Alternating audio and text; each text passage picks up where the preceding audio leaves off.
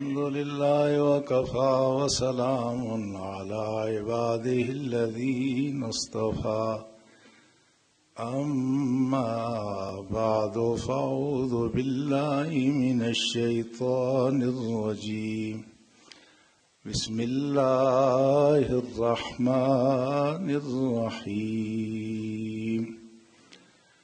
لئن شكرتم لأزيدنكم ولئن كفرتم إن عذابي لشديد آمنت بالله صدق الله مولانا العظيم قال الله تبارك وتعالى في شأن حبيبه الكريم إن الله وملائكته يصلون على النبي يا أيها الذين آمنوا صلوا عليه وسلموا تسليما اللهم صل على سيدنا ومولانا محمد وعلى آله وأصحابه أجمعين. نہایتی عزت اور احترام کے لائق ارباب علم و دانش صاحبان محبت و عقیدت، آپ حضرات کو گزشتہ عید مبارک ہو. آنے والے کل حضرت عثمان رضی اللہ تعالی عنہ کا یوم شہادت ہے. اس پر گفتگو کی جانی مقصود تھی، لیکن اس کو تھوڑا سا مؤخر کرتے ہیں. انشاءاللہ شہادت عثمان کا بیان شہادت امام حسین کے ساتھ ہوگا. ایک خاص نسبت اور تعلق کی وجہ سے، اس لیے کہ ان دونوں شہادتوں کا انداز اگرچہ مختلف ہے، لیکن اس کے اسباب اور اس کی علل تقریباً ملتے جلتے ہیں. بہرحال اس مرحلے پر آج ہم پھر اپنے سابقہ موضوع کی طرف جاتے ہوئے اس بات کو آگے بڑھائیں گے کہ میں نے پاکستان کی آزادی کی صورت میں جو اللہ نے کرم کیا مسلمانان ہند پر، اس کا تذکرہ کیا اور اس کا ذکر کرتے ہوئے یہ بھی بتایا تھا کہ یہ اللہ کا خصوصی کرم تھا، عنایت تھی، پاکستان آزاد ہوا. لیکن سچ پوچھیں کہ جب میں نے کشمیر کی تاریخ کو اثر نو کھنگالنے اور دیکھنے کی کوشش کی اپنے اوقات کے مطابق، اب میرا آج کل المیہ یہ ہے کہ مجھے مطالعے کا بالکل موقع نہیں ملتا. میں نے اپنے احباب سے یہ بھی کہا کہ اگر مجھے آپ چھٹی دے دیں، 25 سال ہو گئے نوکری کرتے ہوئے، 25 سال بعد ویسے بھی ریٹائرمنٹ ہو جاتی ہے، مجھے بھی آپ چھٹی دے دیں، چونکہ مجھے 12:30 بجے تک کالج میں رہنا پڑتا ہے اور 1:45 بجے مجھے یہاں پہنچنا ہوتا ہے. تو باقی کام تو ایک سیٹ سے اٹھ کے دوسری سیٹ پہ جائیں تو کر سکتا آدمی، مگر بیان، خطبہ، واعظ اور لیکچر یہ مشکل کام ہے. نہ وہ ترتیب قائم رہتی ہے اور نہ اس طرح سے وہ معیار رہتا ہے. بہرحال جب تک اللہ نے ہم سے یہ کام لینا ہے اس وقت تک ہم کرتے رہیں گے. تو میں عرض یہ کر رہا تھا کہ جب میں نے اس پہ تھوڑا سا غور فکر کیا تو مجھے یہ لگا کہ اللہ نے اہل کشمیر پر بالعموم اور آزاد کشمیر کے باشندگان پر بالخصوص اتنا بڑا کرم، اتنا بڑا فضل کیا ہوا ہے کہ جس کا ہمیں شاید احساس بھی نہیں ہے. ہم پر اللہ کا بہت فضل ہے، بہت کرم ہے. صرف یہی نہیں کہ یہاں کا موسم بڑا معتدل ہے، یہاں کھلی فضا ہے، امن ہے، باہمی احترام ہے. اس سے بڑھ کر خدا کا اس سرزمین پر وہ احسان ہے جو بہت ساری دھرتی زمین کی اس کے لیے ترستی ہیں. اور وہ اللہ کا احسان وہ ایمان اور آزادی کی صورت میں ہے.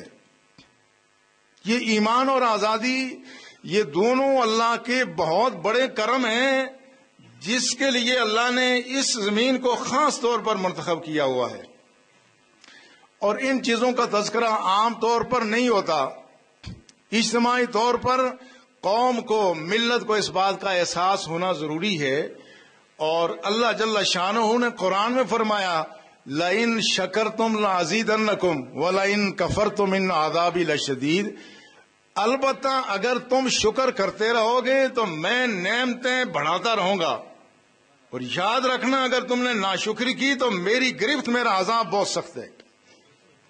تو جب کوئی قوم اللہ کی کسی نعمت کی ناقدری اور ناشکری کرے تو اس پر پہلا عذاب یہ نازل ہوتا ہے کہ خدا وہی نعمت ان سے سلب کر دیتا ہے۔ پھر اس کی جو بعض پرس عند اللہ اس دنیا میں اور آخرت میں، وہ تو بعد کی بات ہے، اگر اللہ اس نعمت کو چھین لیتا ہے تو اللہ نے ہمیں جو نعمتیں، دو عظیم نعمتیں عطا فرمائی ہیں، ایک ایمان ہے اور دوسرا آزادی ہے، یہ خدا کا بہت بڑا کرم ہے۔ یہ ایمان کوئی معمولی چیز نہیں ہے۔ اللہ جل شانہ نے جہاں رمضان کے روزوں کا ذکر کیا وہاں کہا وَلِتُكَبِّرُ اللَّهَ عَلَى مَا هَدَاكُمْ وَلَعَلَّكُمْ تَشْكُرُونَ۔ یہ جو روزے فرض کیے، عبادت فرض کی، یہ اس لیے فرض کی کہ خدا نے جو تم پر ہدایت کی صورت میں احسان کیا، اللہ کی بڑائی بیان کرو، اس کا شکر ادا کرو۔ یہ ایمان کوئی معمولی بات نہیں ہے، یہ خدا کی اتنی بڑی نعمت ہے، اتنی بڑی اس کی عنایت ہے کہ اگر کہیں ایمان کے ساتھ کسی چیز کا تصادم ہو جائے، ٹکراؤ ہو جائے، تو ہر چیز کو ایمان پر قربان کیا جا سکتا ہے۔ دولت، مال، والدین، رشتہ دار، بھائی بہن، حتیٰ کہ اولاد بھی دین پر قربان کی جا سکتی ہے اور کی جانی چاہیے، اور وطن بھی اس دین پر قربان کیا جانا چاہیے۔ اگر کہیں تصادم ہو، دین خطرے میں ہو، یا وطن چھوڑنے میں کہیں دین کا فائدہ ہو، تو اس وقت اگر آدمی اپنے وطن کو نہیں چھوڑتا تو اس کا ایمان خطرے میں چلا جاتا ہے۔ سورہ نساء میں اللہ جل شانہ فرماتے ہیں ان الذین توفاہم الملائکہ ظالمی انفسہم قالوا فیما کنتم۔ یہ کن لوگوں کا ذکر ہو رہا ہے؟ یہ ان لوگوں کا ذکر ہو رہا ہے کہ جنہوں نے اپنا وطن نہیں چھوڑا تھا۔ یہ وطن کوئی کشمیر نہیں تھا، یہ یورپ اور افریقہ نہیں تھا، یہ وطن تھا مکہ المکرمہ۔ یہ کون سی سرزمین ہے؟ یہ ہے مکہ المکرمہ کی سرزمین، روئے زمین کی افضل ترین زمین ہے۔ مگر اللہ فرماتے ہیں جن لوگوں نے ایمان لانے کے بعد ہجرت نہیں کی، جب فرشتے ان کی جان لینے آتے ہیں تو ان سے کہتے ہیں فیما کنتم، بتاؤ تم کس حال میں تھے؟ تو اس وقت آدمی زبان حال سے کہتا ہے قالوا کنا مستضعفین فی الارض۔ وہ لوگ کہتے تھے ہم زمین میں کمزور تھے۔ کون سے؟ یہ وہ مسلمان ہیں۔ وطن کون سا ہے؟ وطن ہے مکہ المکرمہ۔ ہیں وہ لوگ جو ایمان لا چکے تھے مگر ہجرت نہیں کی اور مکہ المکرمہ میں ہی رہے، چونکہ مکہ المکرمہ میں اس وقت رہ کر ایمان کو بچانا اور ایمان کے تقاضے پورے کرنا مشکل تھا، تو حکم یہ تھا کہ تم ہجرت کر جاتے۔ انہوں نے ہجرت نہیں کی، تو اس وقت جب فرشتے ان کی جان قبض کرنے آئیں گے تو سب سے پہلے یہ پوچھیں گے کہ تم یہاں کیا کر رہے تھے؟ قالوا کنا مستضعفین فی الارض۔ وہ یہ عذر پیش کرتے ہیں کہ ہم تو زمین میں کمزور تھے۔ تو فرشتے کہتے ہیں عالم تکن ارض اللہ واسعۃ فتہاجروا فیہا۔ کیا خدا کی زمین وسیع نہیں تھی کہ تم ہجرت کیوں نہیں کرتے تھے؟ کس وطن سے؟ مکہ المکرمہ سے۔ پر اس وقت تمہارا ایمان یہاں خطرے میں تھا، یہاں مشرکین کا تسلط ہے، غربہ مشرکین کا تھا، تم ایمان کو دل میں چھپا کے یہاں مکہ المکرمہ میں کیا کر رہے تھے؟ تم نکلے کیوں نہیں؟ فَأُولَٰئِكَ مَأْوَاهُمْ جَهَنَّمُ وَسَاءَتْ مَصِيرًا۔ اتنی سخت بات ہے، فرمایا ان لوگوں کا ٹھکانہ جہنم ہے اور یہ بڑا برا ٹھکانہ ہے۔ ہاں إِلَّا الْمُسْتَضْعَفِينَ مِنَ الرِّجَالِ وَالنِّسَاءِ وَالْوِلْدَانِ۔ ہاں جو کمزور عورتیں، بچے اور بوڑھے جو ہجرت کرنے کی استطاعت نہیں رکھتے تھے ان کے لیے کوئی چھوٹ ہو سکتی ہے، مگر باقی کسی کے لیے چھوٹ نہیں ہو سکتی۔ تو دیکھو کتنی بڑی بات ہے۔ آج وطن پرستی پر آج بڑے بڑے نعرے لگائے جاتے ہیں، اب وطن ہو تو مکہ المکرمہ جیسا، مگر ایمان کو اگر وہاں خطرہ ہے تو اس کو چھوڑنے کا حکم ہے۔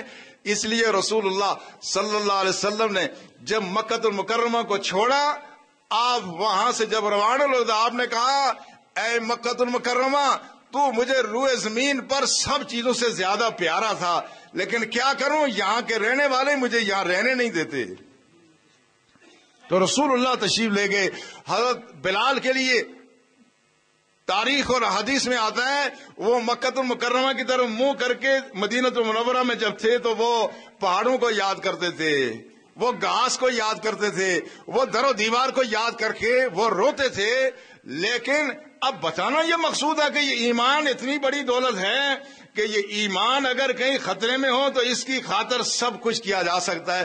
پھر اللہ نے اسی سورہ میں آخر میں فرمایا وَمَن يَخْرُجْ مِن بَيْتِهِ مُهَاجِرًا إِلَى اللَّهِ وَرَسُولِهِ ثُمَّ يُدْرِكُ الْمَوْتَ وَقَدْ وَقَعَ أَجْرُهُ عَلَى اللَّهِ، فرمایا جو ہجرت کے لیے ارادے سے نکلے، ابھی کسی دوسرے مقام پر پہنچا نہیں، صرف ارادہ کر کے ہجرت کا نکلا کہ یہاں دین خطرے میں ہے، کسی دوسرے مقام پر چلا جاؤں، تو اللہ نے قرآن میں کیا فرمایا، مہاجرن الی اللہ ورسولہ، اس کی ہجرت ہے تو دوسرے مقام کی طرف، مگر وہ مقام نہیں ہے، وہ خدا رسول کی طرف جا رہا ہے، وہ خدا اور رسول کی طرف جا رہا ہے۔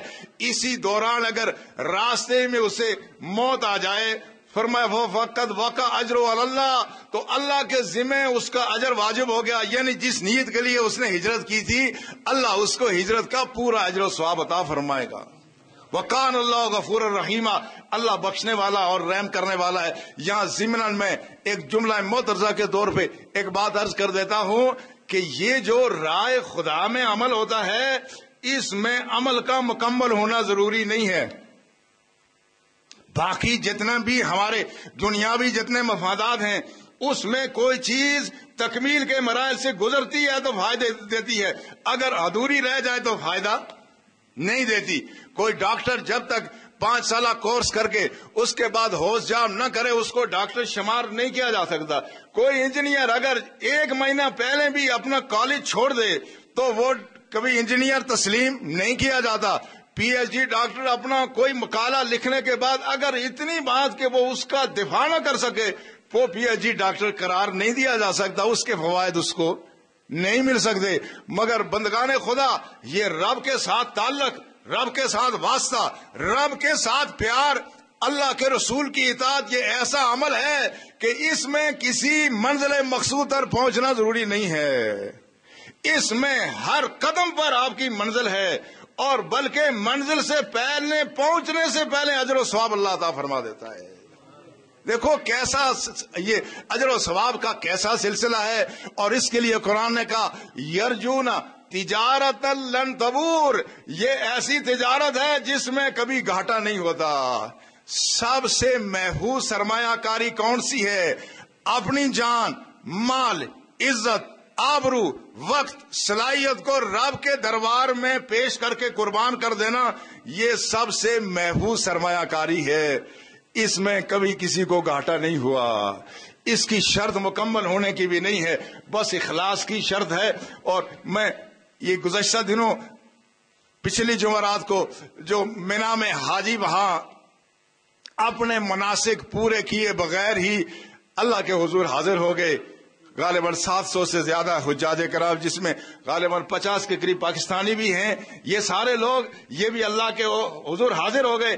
ابھی قربانی باقی تھی، ابھی دوبارہ طواف بیت اللہ کا باقی تھا، مگر ہمارا ایمان ہے کہ ان کا حج قبول ہو گیا ہے، ان کا حج قبول ہو گیا ہے۔ کیوں؟ یہ اپنی طرف سے میں بات نہیں کر رہا ہوں، بخاری کی روایت ہے، حضرت ابن عباس روایت کرتے رسول اللہ صلی اللہ علیہ وسلم کے ساتھ ایک شخص سواری پر تھا، آپ کی میت میں تھا، تو وہ سواری سے گرا اور وہیں اس نے جان آفری کا سپرد کر دی، تھا وہ حالت احرام میں، رسول اللہ کے ساتھ احرام کر رہا تھا، احرام کرتے کرتے ابھی اس کے مناسک ادا نہیں ہوئے تھے، وہ گر گیا اور وہیں پر اس نے جان آفری کا سپرد کر دی۔ رسول اللہ صلی اللہ علیہ وسلم نے فرمایا اغسلوہ بماء وسدر، صحابہ دیکھو اس کو غسل دینا، بیری کے پتے ڈال کر کے پانی سے اس کو غسل دینا۔ وَكَفِّنُوهُ فِي ثَوْبَيْنِ، یاد رکھنا اس کو صرف 2 کپڑوں میں کفن دینا. یہ بڑی مختلف بات تھی.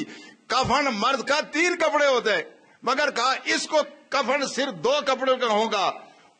وَلَا تُحَنِّطُوهُ، یاد رکھنا اس کو خوشبو بھی نہیں لگانا. حالانکہ مردے کو خوشبو لگانا یہ مسنون ہے. فرمایا وَلَا تُحَنِّطُوهُ، ایک خوشبو اس کے قریب نہیں لے جانا.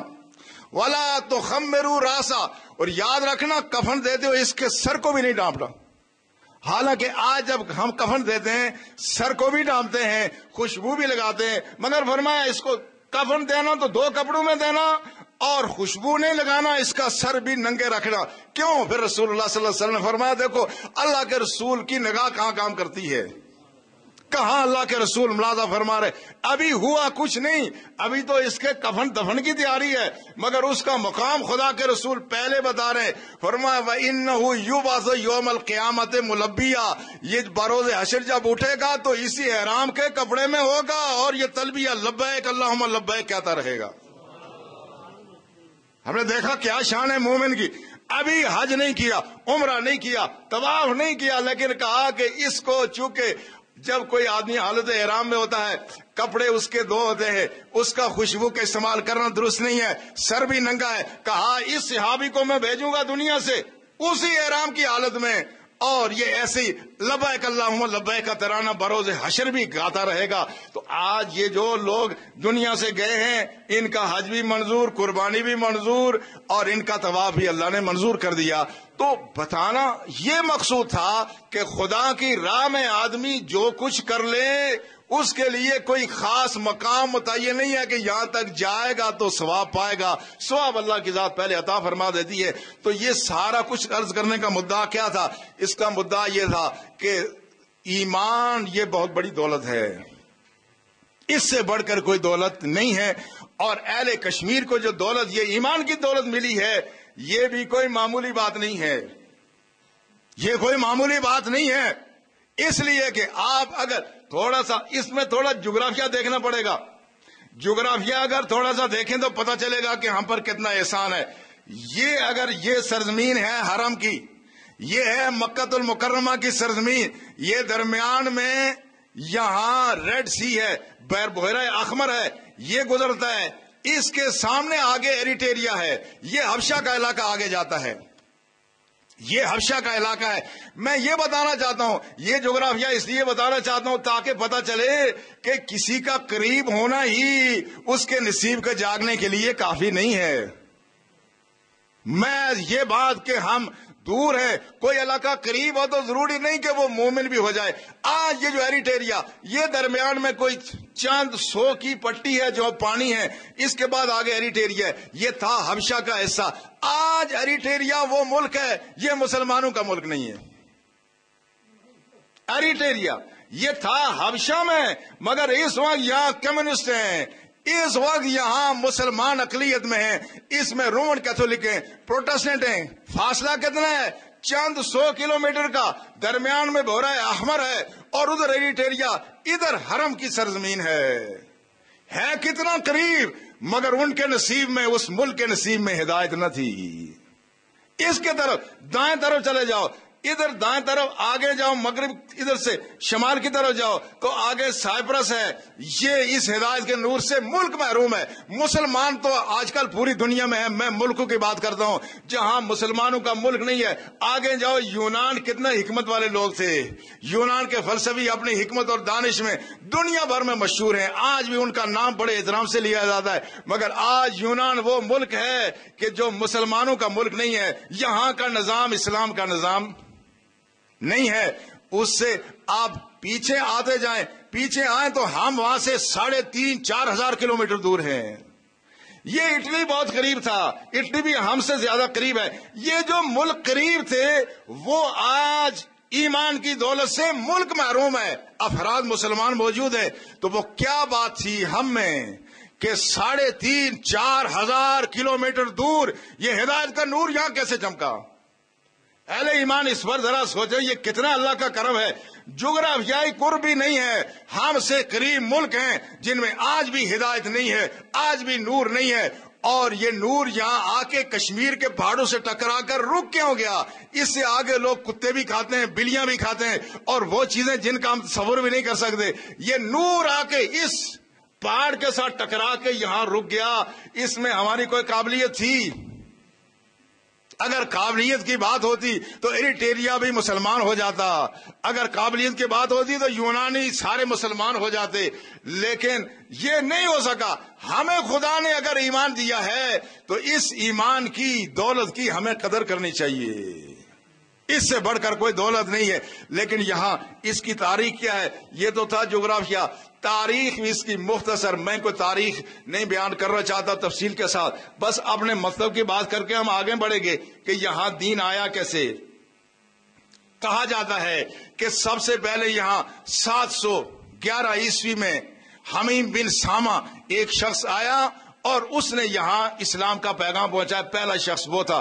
لیکن اکثر مورخین کی یہ رائے ہے، سید سلیمان ندوی نے عرب اور جغرافیہ ان کی کتاب ہے، اس میں لکھا ہے کہ خلفائے راشدین کے دور میں ہی لوگ عرب سے نکل آئے تھے اور اس زمانے میں ہی لوگوں نے چین تک کا سفر شروع کر دیا تھا، اور رسول اللہ نے فرمایا تھا، حدیث ہے، بعض کہتے ہیں اثر ہے، اطلب العلم ولو کان فی الصین، کہ علم حاصل کرو خواہ تمہیں چین میں ہی کیوں نہ جانا پڑے۔ بعض کہتے ہیں چین چونکہ زیادہ دور ملک تھا اس لیے رسول اللہ نے یہ بات ارشاد فرمائی۔ جو بھی وجہ ہو، بہرحال یہ خلفائے راشدین کے دور میں اکا دکا مسلمان یہاں آنے شروع ہو گئے تھے۔ بعض نے یہ بھی لکھا ہے کہ عراق خلفائے راشدین کے عہد میں ہی یہ ایک بڑی منڈی بن گئی تھی، یہاں ہندوستان سے برتن جاتے تھے اور چین سے ریشمی کپڑا اور کشمیر سے رنگین کپڑا عراق کی مارکیٹ میں جاتا تھا خلفائے راشدین کے دور میں۔ اس زمانے میں مسلمانوں کی آمد و رفت شروع ہو گئی تھی، مگر حمیم بن سامہ یہ وہ شخص ہے کہ جو سندھ میں وہاں مقیم تھا، راجہ دار کے بیٹے جے سنگھ کا یہ دوست تھا۔ جب محمد بن قاسم نے سندھ پر حملہ کیا اور راجہ دائر مارا گیا تو جے سنگھ اور حمیم بن سامہ یہ وہاں سے چلے جالندھر گئے، جالندھر سے کشمیر گئے، کہتے ہیں 18 افراد ان کے ساتھ اور مسلمان بھی یہاں چلے گئے تھے۔ اس دوران مسلمان آتے رہے اور اس میں مارکو پولو جو 1375 اور 1275 اور 1277 کے دوران کشمیر آیا، مارکو پولو اٹلی کا مشہور سیاح، ہمارے نوجوان پوری طرح سے اس کو جانتے ہیں۔ جب وہ یہاں آیا 1275 سے 77 کے دوران تو وہ پتہ دیتا، وہ کہتا ہے یا اس دور کے، وہ کہتا ہے وہاں کشمیر کے جو ہندو تھے وہ کسی جانور کو ذبح نہیں کرتے تھے، البتہ مسلمان قربانی دیتے تھے۔ لگتا ہے کہ مارکو پولو جب یہاں آیا تو 13ویں صدی میں مسلمان یہاں موجود تھے مگر اسلام کی کوئی اشاعت نہیں ہوئی تھی۔ اب دیکھو خدا نے کیسا انتظام کیا۔ انتظام یہ ہوا 1320 میں رنچن جو تبت کا رہنے والا تھا، کشمیر کا وہ حکمران تھا، تبت میں وہ بدھ مت سے وابستہ تھا، یہاں آیا تو شو مت تھا، ہندو مت، تو وہ اپنے آبائی دین سے، مذہب سے اور ہندو مت سے مطمئن نہیں تھا، اس نے اللہ کی طرف رجوع کیا۔ جو بھی جس نام سے وہ رب کو پکارتا تھا اس نے رجوع کیا کہ مجھے کوئی ہدایت کا سامان ملے۔ یہ غالباً 1325 عیسوی کی بات ہے۔ اب وہ دل میں متجسس ہوا کہ مجھے راہ ہدایت ملنی چاہیے، اور اس دوران آگے بڑھنے سے پہلے ایک ضروری اعلان، اور وہ ضروری اعلان آپ کو بتائی ہے، وہ مسجد کی تعمیر سے متعلق ہے۔ آپ نے پچھلے دفعہ بھی قربانی کی چمڑوں کی صورت میں ہماری بڑی مدد کی تھی اور فی الواقع آپ نے کوئی کسر نہیں چھوڑی، اللہ آپ کو اس کے جزائے خیر عطا فرمائے۔ اس دفعہ بھی آپ نے بڑا تعاون کیا، اللہ اس تعاون کو قبول فرمائے۔ کام آپ کے سامنے ہی ہے اور چل ہی رہا ہے، انشاءاللہ یہ اب چلتا ہی رہے گا اللہ کے فضل و احسان سے۔ تو مسجد کی تعمیر کے سلسلے میں اندر حال میں لیاقت خان صاحب، برآمدے میں حافظ نعمان، اوپر ہار میں سلطان خان صاحب، آخری چھت پہ نصیر خان صاحب آپ کے پاس آ رہے ہیں، ان کے ساتھ آپ بھرپور تعامل فرمائیں۔ اس کے علاوہ اگر کوئی میٹیریل اپنے طور پہ دینا چاہے وہ بھی زیادہ بہتر ہے، ہر قسم کا میٹیریل ہمیں یہاں ضرورت ہے، سیمنٹ ہے، ریت ہے، کرش ہے اور سریا لوہا وغیرہ، جو کچھ بھی بلاک آپ دینا چاہیں سارا میٹیریل ہماری ضرورت ہے، اور وہ ساری ہمارے ساتھ آپ کی معاملت ہوگی، اللہ جزائے خیر عطا فرمائے۔ میں عرض یہ کر رہا تھا اب خدا کا خصوصی کرم کیسے ہوا؟ اکا دکا مسلمان تو یہاں تھے، ادھر سے اس کے دل میں، کس کے دل میں؟ رینچن جو کشمیر کا بادشاہ تھا، حکمران تھا، اس کے دل میں خدا نے یہ بات ڈالی کہ مجھے کوئی صحیح راستہ معلوم ہو۔ یہ ہزاروں بتوں کے سامنے پیشانی کو رگڑنا یہ انسان کی عزت و وقار کے خلاف ہے۔ خدا میری رہنمائی کرے۔ تو خدا نے کیسی رہنمائی فرمائی؟ اس کو رات کو خواب میں یہ آیا کہ کل صبح جو آدمی تمہیں پہلا نظر آئے گا تم اسی کا دین دھرم مان لینا۔ کل صبح، یہ کوئی اتفاقی بات نہیں ہے، میں کہتا ہوں خدا کا فضل تھا، یہ اتفاق نہیں ہے، یہ تھا فضل۔ ایک طرف اس کے دل میں یہ بات اور پھر خواب میں یہ اشارہ، دوسری طرف جو نعمت اللہ ولی ایک بڑے کامل بزرگ تھے، ان کے ایک مرید اور شاگرد تھے عبد الرحمان بلبل جن کو کہا جاتا تھا، تھے ترکستان کے۔ دیکھو مسلمان کا وطن کون سا ہوتا ہے، تھے ترکستان سے۔ ڈیوٹی خدا نے پہلے لگائی، ان کو ترکستان سے پہلے بھیجا گیا کشمیر میں، بھیج کر کے اس کے دل میں یہ بات ڈالی بادشاہ کے دل میں، اور رات کو خواب یہ دکھایا۔ پہلے انتظام خدا نے ہدایت کا کیا ہوا تھا۔ اب یہ اتفاق نہیں ہے، یہ خدا کا کرم ہے، یہ خدا کا فضل ہے۔ صبح جب اس نے یہ دریائے جہلم کے کنارے، یہ سری نگر میں لب دریا اس کا محل تھا، اس نے جب دریچہ کھولا، جب صبح پھوٹی کہ میں دیکھوں کہ کون شخص پہلے ملتا ہے، تو دیکھا دریا کے کنارے کوئی آدمی نماز پڑھ رہا ہے۔ دیکھا دریا کے قریب کوئی آدمی نماز پڑھ رہا ہے، مگر یہ کوئی جاہل آدمی نہیں تھا۔ یہ عبد الرحمان بلبل کون تھا؟ یہ بلبل کشمیری کہتے ہیں ان کو بلبل، حالانکہ ان کا نام بلبل نہیں تھا۔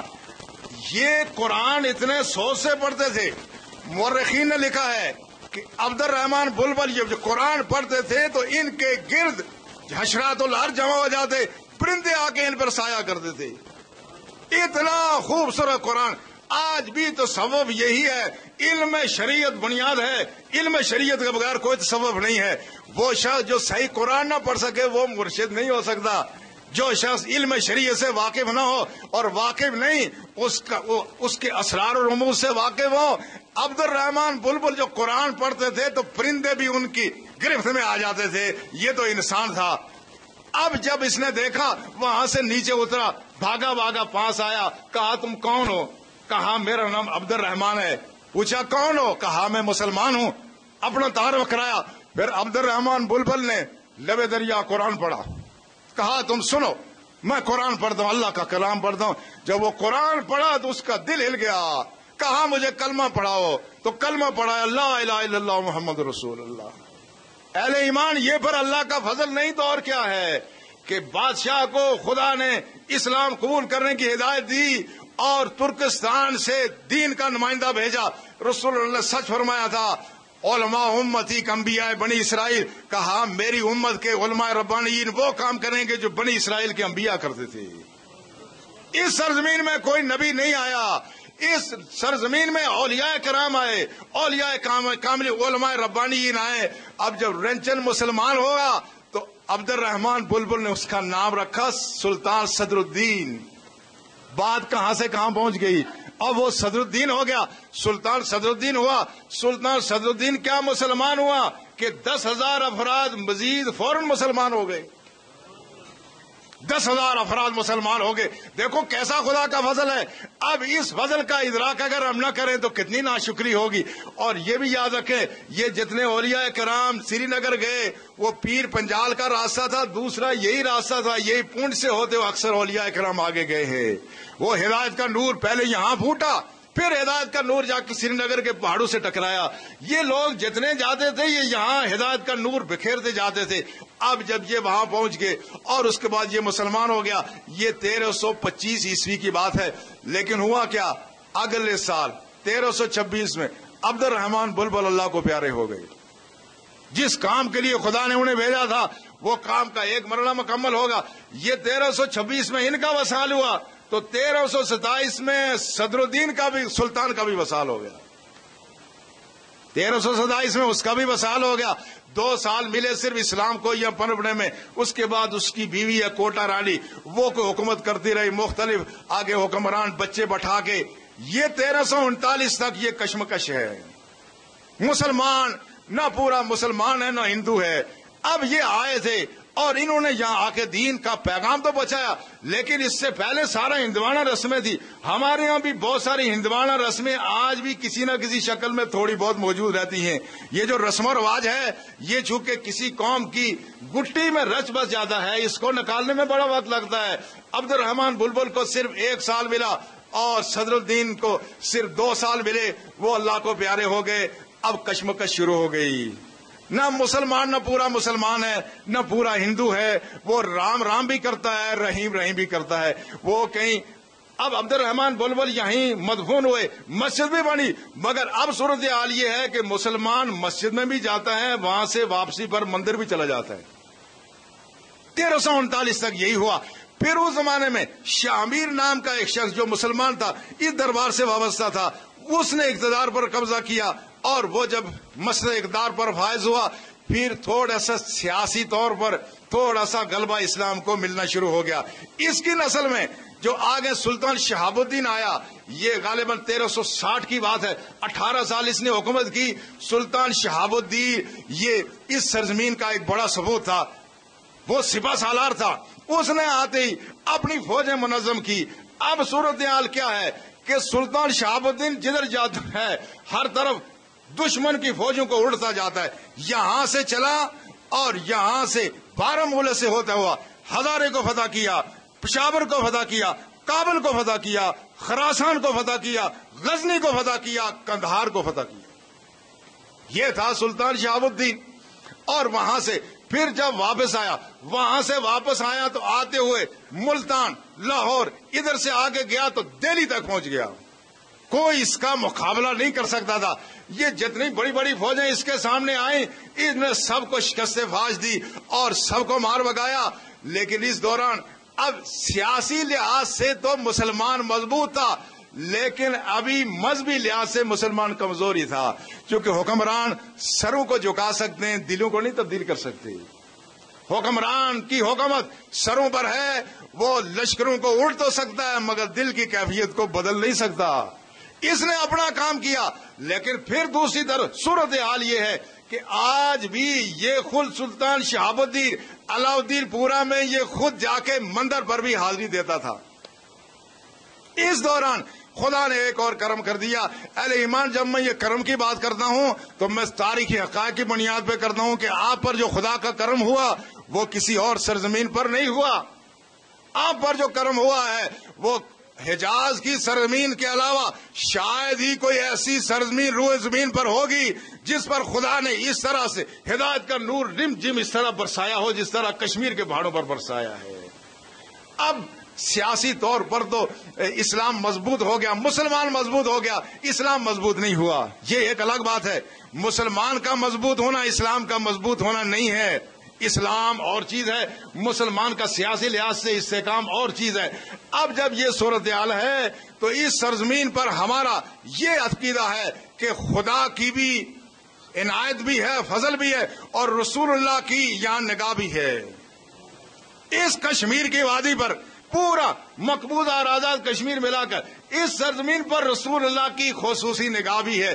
اب رسول اللہ نے پھر خصوصی نگاہ ڈالی تو پھر پہلے ترکستان سے ایک شخص آیا تھا، اب ہمدان سے دوسرا شخص اس کا انتخاب ہوا. وہ شخص ایسا نہیں ہے جو راتوں رات صوفی بن گیا ہو، راتوں رات اس نے کوئی لوگوں کی واض و ارشاد کر کے کوئی کسی منصب پر پہنچ گیا ہوگا. اس کا والد ہمدان کا گورنر تھا، اس نے گورنری کو ٹھکرایا اور فقیری اور درویشی اختیار کی تھی. یہ وہ شخص ہے جس نے 20 سال مسلسل دین پڑھا، 20 سال مسلسل دین پڑھا ہمدان کی سرزمین میں، پھر 20 سال پوری دنیا کا چکر لگایا اہل اللہ کی ملاقات میں. اہل اللہ کی کہا میں نے روح و مسکون جتنی دنیا تھی اس وقت جہاں آبادی تھی، کہا میں نے 3 مرتبہ ساری اسلامی دنیا کیا غیر اسلامی جہاں جہاں مسلمان بل جہاں جہاں کہیں آبادی تھی میں نے 3 مرتبہ پوری روئے زمین کا چکر لگایا جو تک پہنچنا ممکن تھا. یہ وہ شخص تھا کہ جس کی خدا نے ایسی تربیت کی تھی جہاں یہ نگاہ اٹھاتا تھا لوگوں کی تقدیر تبدیل کر لیتا تھا. انشاءاللہ اس کا تذکرہ آئندہ ہوگا. اللہ ہمیں اس عظیم نعمت کی قدر کی توفیق عطا فرمائے. وما علینا الا البلاغ.